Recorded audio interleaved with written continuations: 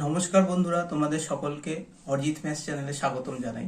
যেমনটা কিনা তোমরা থাম্বনেলে দেখেছো, আজকে আমাদের যে ডিসকাশন হবে যে কি করে পরীক্ষায় যে ভুল কোশ্চেনগুলো হয় সেগুলো কি করে আইডেন্টিফাই করব।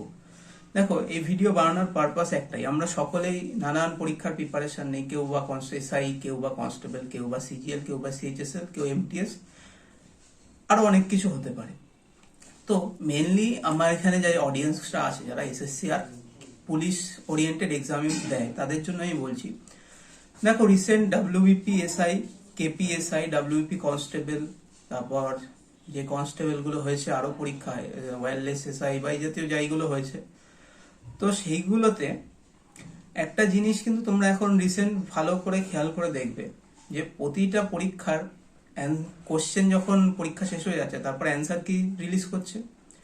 অ্যান্সার কি রিলিজ করার পরে আবার কদিন সময় দিচ্ছে যে কোশ্চেন তোমরা চ্যালেঞ্জ করতে পারো। কোশ্চেন চ্যালেঞ্জ করে আবার নতুন করে অ্যান্সার কি রিলিজ করছে, বা সেখানে দেখা যাচ্ছে কিছু কোশ্চেন চেঞ্জ, মানে কোশ্চেনের অ্যান্সার চেঞ্জ হয়ে যাচ্ছে। তাহলে এটার মানে কি? দুবার করে অ্যান্সার চেঞ্জ, দুবার করে দুটো রকম অ্যান্সার দিচ্ছে, তার মানে কি নিশ্চয়ই অরিজিনাল যে পরীক্ষাটা ছিল সেই পরীক্ষায় কোশ্চেনটা ভুল ছিল। ঠিক আছে, সেই কোশ্চেনটা ভুল ছিল। তাহলে এরকম ভুল কোশ্চেন পরীক্ষায় আসে, এটা দেখো, কোশ্চেন যারা সেট করে তারাও হিউম্যান এরর হতেই পারে। কিন্তু সেটা আমরা কি করে চিনবো যে আমাদের পরীক্ষায় ধরো এইবার যেমন তোমার কেপিএস এসআইতে যেমন দুটো জিকে কোশ্চেন ভুল ছিল, একটা সম্ভবত পেট্রোকেমিক্যাল দিয়ে, যেটা ওটা একটা কোশ্চেন ভুল ছিল, উদীয়মান যে ইন্ডাস্ট্রি সেটা একটা ভুল ছিল কোশ্চেন। তো এটা তো গেল জিকে তে। কোশ্চেনে যদি ভুল হয়, দেখো জিকে আমি পারলে পারলাম, না পারলে ছেড়ে দিলাম। কিন্তু তুমি এবার সিজিএল যারা দিয়েছো এই বছর, টায়ার 2 যারা দিয়েছো, টায়ার 2 তে দেখবে তিনটে কোশ্চেন ভুল ছিল, তার মধ্যে একটা ছিল জিওমেট্রি। তো এবার যদি তোমাদের ম্যাথে একটা কোশ্চেন ভুল চলে আসে, তখন কি করবে? দেখো, জিকে তুমি পারলে না, ছেড়ে দিলে, সেটা কোনো সমস্যা নেই। কিন্তু ম্যাথে কি হয়, যখন আমাদের একটা মধ্যে জিনিস আছে যে ম্যাথ আমরা সবাই জানি টার্গেট করে যাই যে 30 আউট অফ 30 করে আসতে হবে। তো সেক্ষেত্রে কি হয়, যে একটা থাকে যে একটা কোশ্চেন অ্যান্সার মিলছে না, আমার তাহলে কি হবে? ঠিক আছে, সেই জায়গায় দাঁড়িয়ে তখন আমরা কি করি, যে সব পরীক্ষা সমস্ত কিছু ফোকাস অ্যাটেনশন ভুলে গিয়ে আমরা ওই কোশ্চেনটা সলভ করার চেষ্টা করি। তো সেই কোশ্চেনটা যে ভুলও হতে পারে, সেটা আমরা কিছু কোনো ভাবেই বোঝার উপায় নেই পরীক্ষার হলের মধ্যে। কিন্তু এবার আমরা যেটা করতে পারি এটাকে অ্যাভয়েড করার জন্য, সেটা হচ্ছে স্কিপিং পদ্ধতি, যে টেকনিকটা, সেটা আমরা করতে পারি। স্কিপিং পদ্ধতি কিছু নয়, যে দেখো, একটা আমি আর যখন পরীক্ষা দিয়ে একটা ফান্ডা থাকে, একটা শিওর ফান্ডা থাকে, সেই ফান্ডাটা হচ্ছে যে আমি একটা কোশ্চেন পড়লাম, পড়ার সাথে সাথে যদি আমার হিট করে ভালো, বা 30 সেকেন্ডের মধ্যে যদি আমি হিট করতে পারি কোশ্চেন ভালো, নাহলে আমি ছেড়ে দেবো, সাথে সাথে স্কিপ কোশ্চেন স্কিপ করলাম। ধরো এরকম করে কোশ্চেন, আমি এবার সিজিএল এর কথা বলি, ধরো এরকম সিজিএল এ স্কিপ করে করে লাস্টে দেখলাম যে 10-15টা কোশ্চেন বাকি, তখন লাস্টে 20 মিনিট 30 মিনিট বাকি ছিল, তখন আরামসে আমি ওই কোশ্চেনগুলো ট্রাই করতে পারবো। বা বেঙ্গল পুলিশ বা তুমি কেপিএসআই, বেঙ্গলের কনস্টেবল, সবকিছুর জন্য এটা অ্যাপ্লাই করতে পারো। দেখো, মক টেস্টে কোশ্চেনে যে অরিজিনাল যে পরীক্ষায় হয়, সেই পরীক্ষায় 100টা কোশ্চেনে এরকম হতেই পারে যে কোনো কোশ্চেন ভুল হয়ে গেছে। প্রতি বছর জিকে হচ্ছে, এবছর জিকে না হয় ম্যাথও হতে পারে, যে ম্যাথের একটা কোশ্চেন ভুল হয়ে গেল, সেক্ষেত্রে তুমি করছো অ্যান্সার এক, আসছে আরেক, সেক্ষেত্রে তোমার একটা সমস্যা হতে পারে। যে আমি তখন কি করে, তখন এই পদ্ধতিটাই অবলম্বন করতে পারবে। এই পদ্ধতিটা কি করে অবলম্বন করবে? তুমি এখন বাড়িতে বসে ভাবছো যে আমি পরীক্ষা হলেও স্কিপ করে দেবো, কোনো সমস্যা হবে না, ওটা কখনো হয় না। দেখো, এটা প্রচুর পরিমাণ প্র্যাকটিস করতে হয়, মক টেস্টে প্রচুর পরিমাণ দিতে হয়, দিয়ে দিয়ে দিয়ে দিয়ে প্র্যাকটিস করে। স্কিপিং একটা আর্ট, তুমি জানবে পরীক্ষায় সিলেকশন, মানে কোশ্চেন করার যতটা ইম্পর্টেন্ট, তার থেকে বেশি ইম্পর্টেন্ট হচ্ছে কোশ্চেন ছাড়া, যে আমি কোন কোশ্চেন ছাড়বো, কোন কোশ্চেন করবো। সেটা যত তুমি যদি একটা কোশ্চেন না ছাড়তে পারো, মানে সাথে সাথে তোমায় আমি পুরোপুরি ছাড়তে বলছি না, যে কোশ্চেনটা আপাতত মানে পরীক্ষা, দেখো পরীক্ষা তো একটা ফেজে হয় না, মানে পরীক্ষা তুমি একটা রাউন্ডে কমপ্লিট করো না। যদি একটা রাউন্ডে কমপ্লিট করে থাকো, সেটা তুমি সবচেয়ে বড় ভুল করছো। পরীক্ষার কোশ্চেন অ্যাটলিস্ট 2 থেকে 3 রাউন্ডে কমপ্লিট করা উচিত।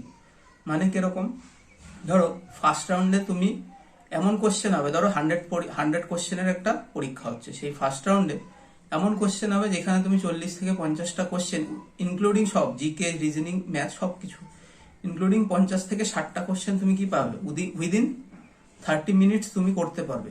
ঠিক আছে, মানে দেখার সাথে সাথে স্ট্রাইক করবে সেরকম কোশ্চেন। সেটা হয়তো কোনোটায় 5-এ থাকতে পারে, কোনোটা 10-এ, কোনোটা 8-এ, এরকম ভাবে ছড়িয়ে ছিটিয়ে থাকতে পারে। তো তার জন্য কি করতে হবে, তোমাকে একবার কোশ্চেন পেপারটাকে একবার গো থ্রু করতে হবে, একবার ভালো করে গো থ্রু করে যদি তুমি করে নাও, তখন দেখবে যে তোমার যখন 30টা বা 50টা কোশ্চেন করা হয়ে গেল, হাতে 30 মিনিট টাইম, তখন তুমি সেকেন্ড এবার মার্ক করে রাখবে। দেখো অফলাইন পরীক্ষায় তো মার্ক করার কোনো ব্যবস্থা নেই, যেটা অনলাইন পরীক্ষায় আছে, যে মার্ক পর রিভিউ করে রাখলাম, বা অনলাইনে পরীক্ষা দিলে গিয়ে যেটা করলাম সেটা সবুজ, যেটা করিনি লাল, আর যেটা মার্ক করলাম সেটা গোলাপি বা ভায়োলেট কালার কিছু একটা হয়ে যায়। তো এক্ষেত্রে অফলাইন পরীক্ষার ক্ষেত্রে এরকম কোনো সুযোগ সুবিধা কিচ্ছু নেই। তো সেক্ষেত্রে তোমাকে নিজের মতো করে কোনো একটা মার্ক করে রাখতে হয়, গোল করে রাখলে, বেশিরভাগ ক্ষেত্রে গোল করে রাখাটাই বেশি সুবিধাজনক। তো তুমি কি করলে, যে কোশ্চেনটা যখন তুমি সেকেন্ড টাইমে আসবে সেটাকে তুমি গোল করে দিলে, হয়তো সেটা অঙ্ক হতে পারে, হয়তো রিজনিং হতে পারে। এবার জিকে কেসটা কি হয়, ম্যাক্সিমাম ক্ষেত্রে জিকেটা তুমি পারলে সাথে সাথে হয়ে গেল, না তুমি সারাদিন ধরে এরকম বসে বসে ভাববে, তাতেও জিকে তুমি কিচ্ছু করতে পারবে না। এটা ম্যাক্সিমাম ক্ষেত্রে হয় অঙ্ক রিজনিং এর জন্য, কিন্তু এই পার্টটা সবচেয়ে বেশি টাইম টেকিং পার্ট। তুমি যদি জিকে 40টা 50টা জিকেও যদি হয়, তুমি 10 মিনিটে 50টা জিকে আরামসে কমপ্লিট করতে পারো যদি তুমি কমন পাও। কিন্তু ম্যাথের ক্ষেত্রে বা রিজনিং এর ক্ষেত্রে এই জাতীয় কিছু কিন্তু হবে না। কারণ কি, ম্যাথের ক্ষেত্রে তোমার ওটার কনসেপ্ট জানতে হবে, কনসেপ্টে অ্যাপ্লাই করতে হবে, ক্যালকুলেশন আছে। রিজনিং এর কি হচ্ছে, এটা কি করে হচ্ছে, সেটা বার করতে হবে।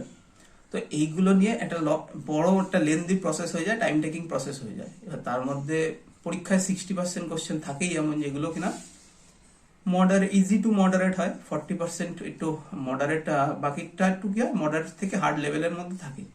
এবার ফার্স্টে আমাদের এই ইজি পার্টটুকু করে নিতে হবে। যেই কোশ্চেন দেখবে, দেখো এটা ফান্ডা নিজে ক্লিয়ার করে নেবে যে যেই কোশ্চেন 3-4 লাইনের বেশি চলে আসবে সে সোজা হোক, আমি এটা পরের রাউন্ডের জন্য করবো। তুমি ফার্স্ট লাইনে কি করলে, 1 লাইন 2 লাইনের যে কোশ্চেন গুলো সেগুলো ঝটাপট সলভ করে নিলে, তারপরের লাইনে তুমি আসলে 3 লাইনারের যে কোশ্চেন বা 4 লাইন একটু বড় লেন্দি যে কোশ্চেন গুলো সেগুলোতে তুমি আসলে। এরকম ভাবে তুমি যখনই মক টেস্ট দেবে সেগুলোতে তুমি করো। এবার দেখো পরীক্ষা তো এখনো কেপি কনস্টেবলের হয়তো পুজো হতে জানো, সেই মাস তো সেপ্টেম্বর পরেই পড়তে চললো, অক্টোবরে পুজো অক্টোবরে পরীক্ষা হওয়ার কোনো চান্স নেই, নভেম্বর ডিসেম্বর নাগাদ যদি হয়। ঠিক আছে, আমি জানি না এক্সাক্ট ডেট, কিছুই জানি না। তো নভেম্বর ডিসেম্বর নাগাদ যদি পরীক্ষা হয়, তোমার দেখো আমি মক টেস্ট নেওয়া শুরু করেছি। ফার্স্ট মক টেস্টটা হয়েছে, সেকেন্ড মক টেস্ট 31 তারিখ শিডিউল করা হয়েছে, 31 তারিখ বেলা 12টার সময়। তো ফার্স্ট মক টেস্টের কোশ্চেনগুলো খুব ভালো ছিল, সেকেন্ড মক টেস্টও প্রায় কমপ্লিট আমার রেডি করা। ঠিক আছে, তো তোমরা এই মক টেস্টগুলো দাও। দেখো ভেবো না যে ফ্রি বলে কোশ্চেনের কোনো ভ্যালু নেই। ঠিক আছে, এগুলো আমার এন্ড থেকে যথেষ্ট বেস্ট কোশ্চেন আমি দেওয়ার চেষ্টা করছি। হ্যাঁ, এবার লেভেল কনস্টেবল লেভেলেরই রাখার চেষ্টা করছি। তুমি যদি এখন কেউ যদি ধরো হাই লেভেলের পরীক্ষা দিয়ে এসে বলে যে কোশ্চেন সোজা হয়ে যাচ্ছে, সেটা হলে হবে না, কারণ পরীক্ষাটা আমার বুঝতে হবে। আমি যদি এখন এই পরীক্ষা অন্য টাইপের কোশ্চেন দিই, তখন আবার উল্টো বাওয়াল হবে। ঠিক আছে, তাই বলছি এই মক টেস্ট গুলো দাও। মক টেস্ট যদি না দাও ঠিক করে, তাই কখনোই তুমি বুঝতে পারবে না যে কিভাবে এই যে স্কিপিং এও কিন্তু একটা আর্ট, এই স্কিপিং এর আর্টটা তুমি রপ্ত করতে পারবে না যতক্ষণ না তুমি প্রচুর মক টেস্ট দিচ্ছ। প্রিপারেশন তোমার যত পার্সেন্টেই থাকা হয়, 50% 60% প্রিপারেশন সারা জীবনের প্রসেস। ঠিক আছে, প্রিপারেশন কোনোদিনও শেষ হবে না, তার সাথে সাথে মক টেস্টটা তোমাদের দিতে হবে। কারণ মক টেস্ট একমাত্র উপায় যেটা তোমার আয়না দেখাবে, সেই আয়না থেকে তুমি বুঝতে পারবে যে তোমার কোথায় কি সমস্যা, কোথায় তেড়ে বেঁকে আছে, সেগুলো তোমার ঠিক করতে হবে। আশা করি ভিডিওটা তোমাদের ইনফরমেটিভ লেগেছে।